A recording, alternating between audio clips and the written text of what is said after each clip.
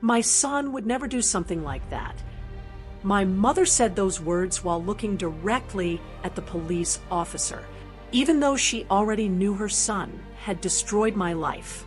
And in that exact moment, I realized something terrifying.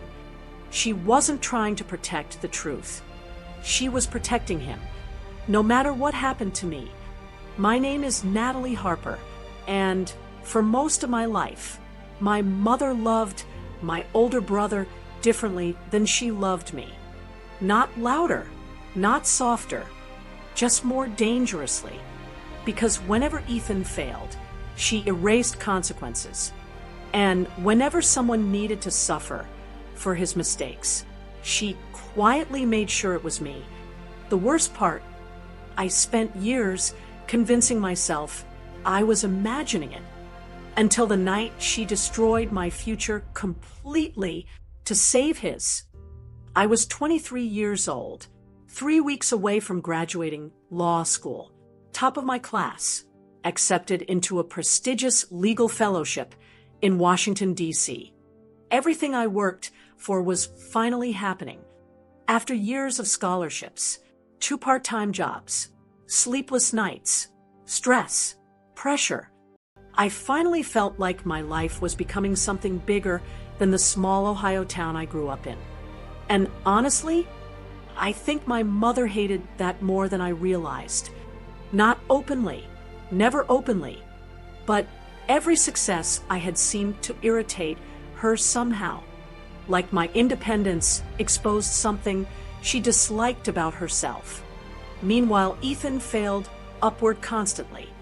Drunk driving charge at 19? Boys make mistakes. Dropped out of college twice. He's still figuring himself out.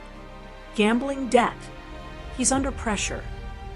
Every disaster became temporary, excusable, fixable.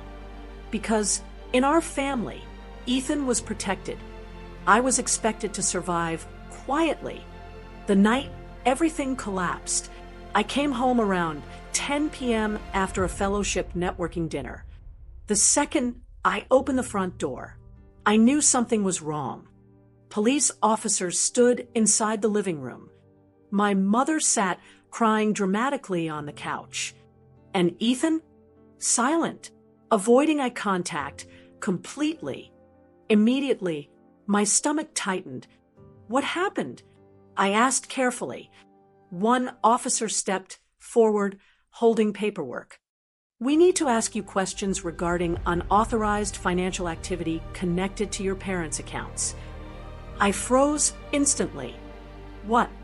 My mother looked up slowly, tears covering her face. Natalie, she whispered shakily, how could you do this to us? The sentence hit so hard I actually laughed from confusion, because I genuinely thought she was joking. What are you talking about?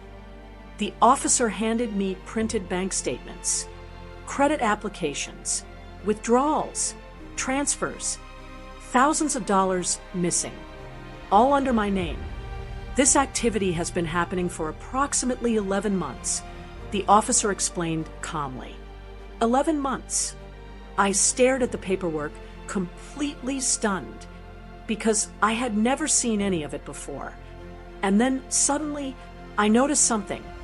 The withdrawals matched Ethan's gambling spiral almost perfectly. The same months he kept borrowing money, the same months collectors kept calling the house, the same months my mother kept defending him constantly. The room suddenly felt smaller, hotter. I slowly turned toward my brother, and finally he looked at me, terrified, not confused, not shocked, terrified. That's when I knew. Oh my God, I whispered. He did this. And the second my mother saw realization hit my face, she made her decision instantly. My son would never steal from us, she said firmly to the officer. Silence. Pure silence. Because suddenly, everyone in that room understood exactly what she was doing, including Ethan. She was sacrificing me, right there, in real time, to save him. "Mom," I whispered, but she wouldn't even look at me anymore. "I don't know what happened to you lately," she continued dramatically, "but this isn't the daughter I raised." The manipulation happened so fast, so naturally, it honestly scared me, because she didn't hesitate, not even for 1 second. And suddenly, I realized this wasn't difficult for her, meaning this probably wasn't the first time she'd chosen him over me, just the first time she'd gone this far. "I didn't do this," I said firmly. My voice shook slightly, not from guilt, from disbelief. Meanwhile, Ethan stayed silent, not defending me, not confessing, just hiding behind our mother while she destroyed my future to protect his. I spent 16 hours at the police station that night. 16 hours answering questions, providing records, explaining transactions I never made. And while I sat there terrified my entire future was collapsing, my mother never called once. Not once. My law fellowship immediately suspended my acceptance pending investigation. My university opened disciplinary review procedures. Friends stopped responding. Within 48 hours, my entire reputation collapsed. And my mother let it happen.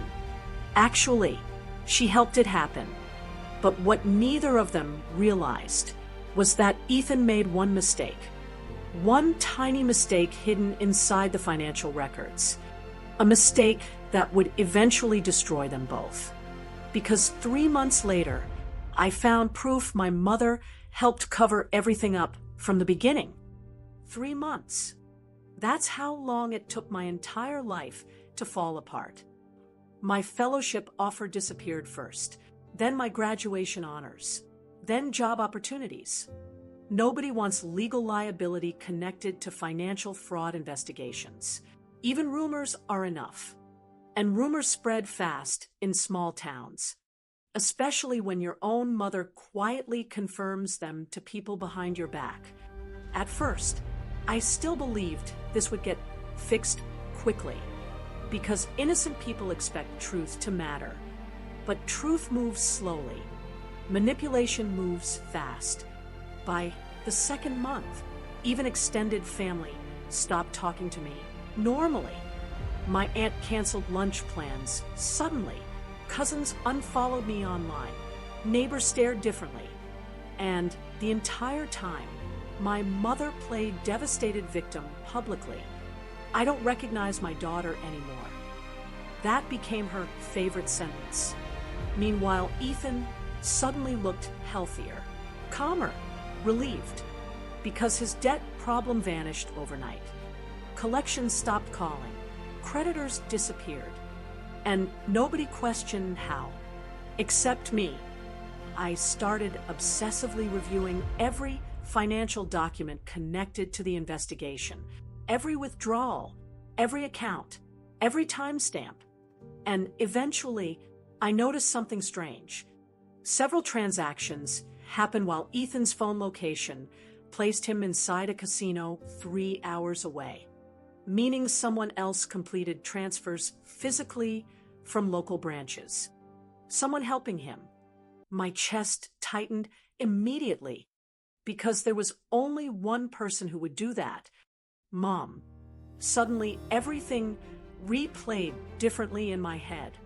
The fake crying, the dramatic betrayal performance, the immediate blame. It was too prepared, too smooth, like she already knew exactly what story she planned to tell. And then, I found the security footage request. A bank branch downtown still had archived recordings from one transaction date. I almost didn't watch it. Part of me already knew what I'd see. And honestly, I think I was still hoping to be wrong. But at exactly 2:14 p.m., my mother appeared on screen, wearing sunglasses, cap pulled low, with Ethan beside her, using my information to access the account. My hands started shaking instantly. Because this wasn't suspicion anymore. This was proof. Clear. Undeniable. They did it together. And suddenly, every childhood memory hit differently. Every time she defended him, every punishment redirected toward me, every excuse, every manipulation. This wasn't favoritism anymore. This was loyalty so toxic she'd destroy her own daughter to preserve her son. And the worst part, I still hadn't discovered the real reason she was protecting him so desperately. Because Ethan wasn't just hiding gambling debt, he was hiding something far worse. The deeper I investigated Ethan's finances, the uglier things became. The gambling debt wasn't the real problem. It was only the beginning. Over the next several weeks, I uncovered hidden loans, fake identities, illegal betting accounts, private payment apps connected to dangerous people. Ethan didn't owe thousands. He owed almost $200,000. And suddenly, my mother's desperation made sense. She wasn't protecting him emotionally anymore. She was terrified because if Ethan collapsed, she collapsed with him. She had secretly co-signed loans, used retirement savings, even refinanced the house quietly 6 months earlier. Everything revolved around keeping Ethan afloat, no matter who drowned instead. And then I found the worst thing yet. A hidden email account, messages between Ethan and my mother, detailed conversations, plans, strategies, including one sentence I'll never forget. Natalie's clean record makes this easier. I stopped breathing for a second because suddenly I realized this wasn't panic. It wasn't accidental blame. They planned this together, carefully. They intentionally used my identity because my future made me believable financially, and my mother agreed to it. Her own daughter, sacrificed strategically. I cried harder that night than I had since childhood, not because of the fraud, because finally I understood something painful.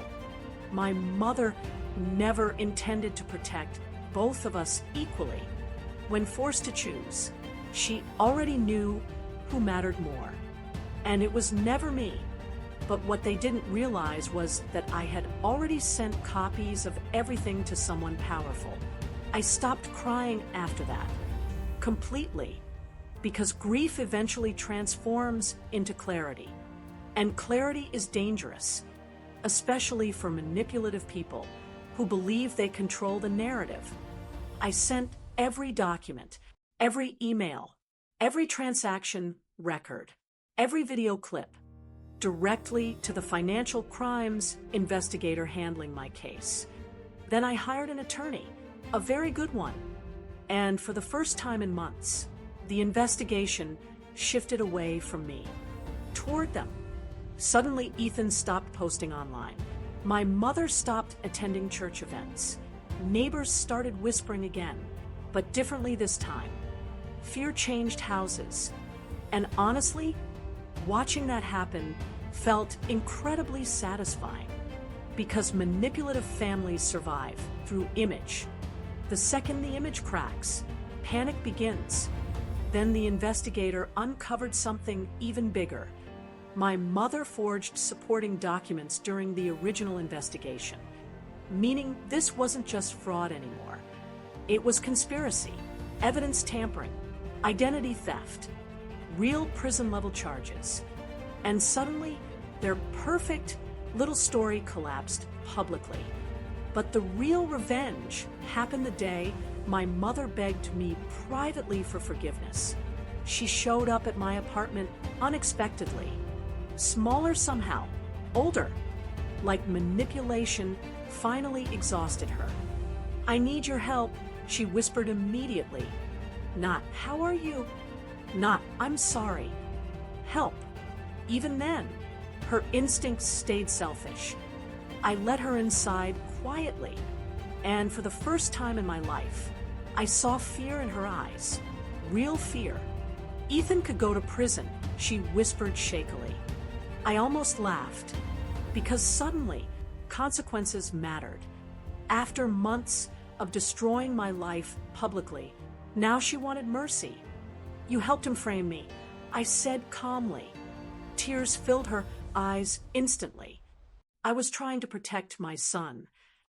That sentence changed something permanently inside me, because she still didn't understand. Protecting one child should never require destroying another. But to her, that logic made perfect sense. Then she finally admitted everything. She knew about the fraud from the beginning. She helped move money, helped forge signatures, helped redirect suspicion. And worst of all, she believed I'd recover eventually, meaning she knowingly sacrificed my future, calculating I was strong enough to survive it. I stared at her silently for a long time, then finally asked one question. Did you ever choose me? She couldn't answer. And honestly, that silence hurt more than the betrayal itself. But my final move destroyed the version of our family they spent years pretending was real. The criminal hearings started 6 months later. And suddenly, the same people who ignored me wanted explanations. Because truth eventually becomes impossible to hide forever. Especially documented truth. The courtroom was packed. Local press, family, friends, former neighbors, everyone watching carefully while evidence destroyed my mother and brother piece by piece. Bank footage, emails, forgery records, financial trails. No dramatic speeches necessary. Facts were enough. Ethan accepted a plea deal eventually. My mother received charges related to conspiracy and evidence tampering. And the strangest part, I didn't feel victorious watching them collapse. Just clear. Because revenge isn't always screaming. Sometimes it's simply refusing to carry blame that never belonged to you. After the hearings ended, my old fellowship director called me personally. The investigation officially cleared my name completely. And 3 months later, I finally moved to Washington. Not broken, not ruined, stronger. Because surviving betrayal changes you permanently, especially betrayal from the people who were supposed to protect you first. Today, I barely speak to my mother, and honestly, that peace cost less than staying loyal to people willing to sacrifice me. Because family means nothing when love becomes conditional. And sometimes, the strongest thing you can do is expose the truth no one else is brave enough to say out loud. Some betrayals come from strangers. Those are painful, but betrayal from family? That changes how you see love forever. Because the most dangerous manipulators aren't always enemies. Sometimes they're the people calling themselves your protectors while quietly destroying your future behind closed doors. And eventually, the truth stops protecting them.